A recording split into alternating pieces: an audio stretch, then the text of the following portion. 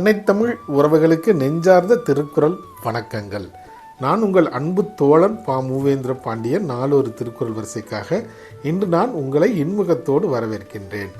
இன்று நாம் பொருட்பாலில் 95வது அதிகாரமாக உள்ள மருந்து என்ற அதிகார தலைப்பின் கீழ் அமையப்பெற்ற 949வது திருக்குறளை பற்றி அறியப் போகின்றோம்.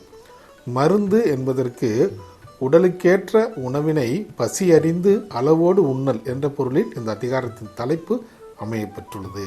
இப்பொழுது நாம் 949வது திருக்குறளுக்கு செல்வோம். உற்றான் அளவும் பிணி அளவும் காலமும் கற்றான் கருதி செயல்.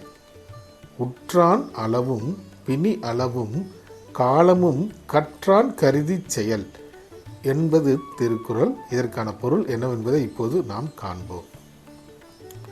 மருத்துவ நூலை கற்றறிந்த சான்றோர்கள் நோயுற்றவனின் வயது, நோயின் தன்மை, நோயுற்ற காலத்தின் தன்மை ஆகியவற்றை அறிந்து அவனின் நோயினை தீர்ப்பதற்கு, அதாவது நோயாளியின் நோயினை தீர்ப்பதற்கு முற்பட வேண்டும் என்பது இத்திருக்குறளுக்கான பொருளாகும். மீண்டும் பொருள்: மருத்துவ நூலை கற்றறிந்த சான்றோர்கள் நோயுற்றவனின் வயது, நோயின் தன்மை, நோயின் கால அளவு, அதோடு நோயுற்ற காலம் ஆகியவற்றை கருத்தில் கொண்டு அவருக்கு உட்பட்ட நோயினை தீர்ப்பதற்கு முயல வேண்டும் என்பது இத்திருக்குறளுக்கான பொருளாகும். ஆம் தோழர்களே, நாமும் வள்ளுவரின் வழியினை பின்பற்றி வாழ்வில் எப்போதும் வெற்றியே காண்போம்.